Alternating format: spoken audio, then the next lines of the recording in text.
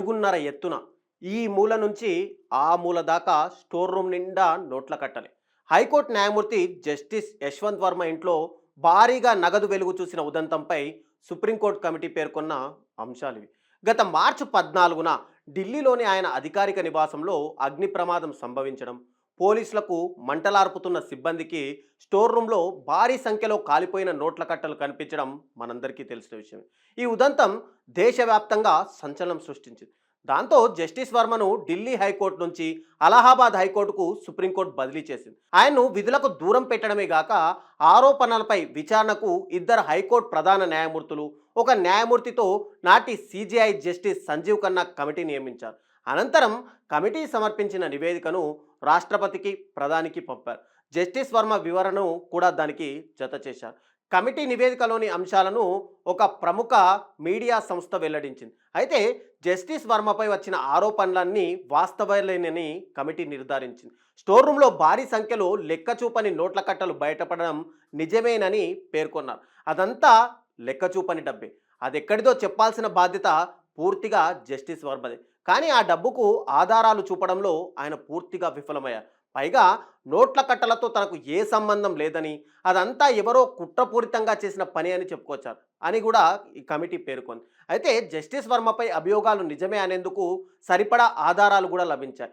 ఈ అభియోగాలు ఆయన్ను అభిశంసించాల్సిన తీవ్రమైనవి అని కూడా స్పష్టం చేసింది. ఇక నివేదిక నేపథ్యంలో రాజీనామా చేయాల్సిందిగా కోరగా జస్టిస్ వర్మ దానికి నిరాకరించడం, దాంతో ఆయనను అభిశంసించాలంటూ కేంద్రానికి జస్టిస్ ఖన్నా సిఫార్సు చేయడం కూడా మనందరికీ తెలిసింది. అందుకోసం చట్టపరమైన ప్రక్రియను కేంద్ర ప్రభుత్వం ఇప్పటికే మొదలుపెట్టినట్టు తెలుస్తుంది. అసలు నివేదికలో ఏం తెలిసింది, నివేదిక ఏం చెప్పింది అనేది మనం చూస్తే, అగ్ని ప్రమాదం జరిగిన రాత్రి జస్టిస్ వర్మ నివాసంలో ఆయన కూతురుతో పాటు మొత్తం 17 మంది ఉన్నారు. డబ్బు దొరికిన స్టోర్ రూమ్లో పూర్తిగా జస్టిస్ వర్మ, ఆయన కుటుంబం నియంత్రణలోనే ఉంది. ప్రమాద సమయంలో దానికి లాక్ కూడా వేసి ఉంది.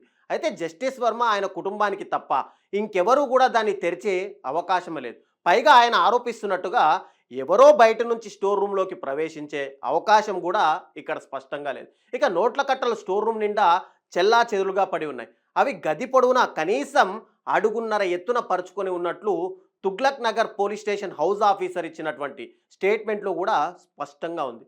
ఇక గదిలోని షెల్ఫ్ మీద సగం కాలిపోయిన నోట్లు కూడా అడుగున్నర ఎత్తున ఉన్నాయని చెప్పి కూడా స్టేట్మెంట్లో చెప్పారు. ఇక గదిలో స్విచ్ బోర్డు సమీపంలో ఉన్న మద్యం సీసాలను మంటలు అంటుకోవడంతో ఈ ప్రమాదం ఏదైతే ఉందో అది కూడా పూర్తిగా తీవ్రంగా పెరిగింది అనడానికి స్పష్టమైన ఆధారాలు కూడా ఉన్నాయి. ఇక కాలిపోయిన నోట్ల కట్టలను వెంటనే గది నుంచి తొలగించేందుకు సిబ్బంది కూడా ప్రయత్నించారు.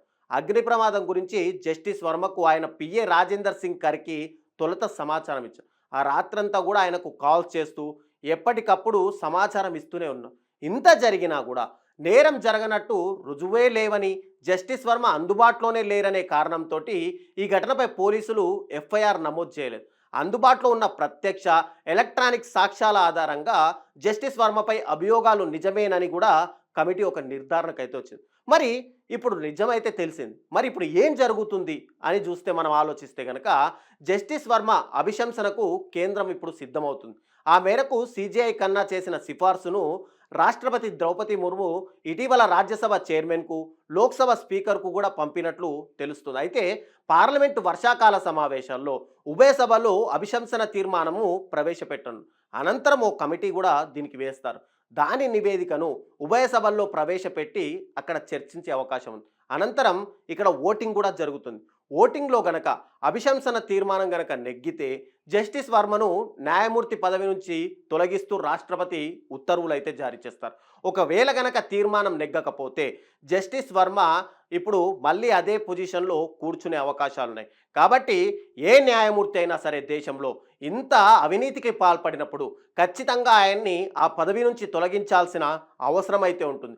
ఏదైతే ఎఫ్ఐఆర్ కాపీలో నమోదు చేసినట్టుగా ఒక లాక్ రూమ్, ఒక స్టోర్ రూమ్లోకి మూడో వ్యక్తి వచ్చి అన్ని నోట్ల కట్టలు పెట్టి, అది కూడా అడుగున్నర ఎత్తు నోట్ల కట్టలు పెట్టే అవకాశాలు కూడా ఖచ్చితంగా లేవు కాబట్టి దీని మీద సరైన తీర్పు ఇవ్వాల్సిన అవసరం కూడా ఖచ్చితంగా ఉంటుంది. తీర్పు ఇవ్వాల్సిన న్యాయమూర్తులే ఇలా గనక అవినీతికి పాల్పడితే రాష్ట్రంలో, దేశంలో కానీ ప్రజలకు న్యాయ వ్యవస్థ మీద పూర్తిగా అపనమ్మకం కలిగే అవకాశాలున్నాయి. ఇక జస్టిస్ వర్మకు సంబంధించిన ఈ అభియోగాల్లో కానీ ఇక తీర్మానం నెగ్గితే ఏం జరుగుతుందనే విషయాలపైన కూడా మీ అభిప్రాయాన్ని ఖచ్చితంగా కామెంట్ రూపంలో తెలియజేయండి.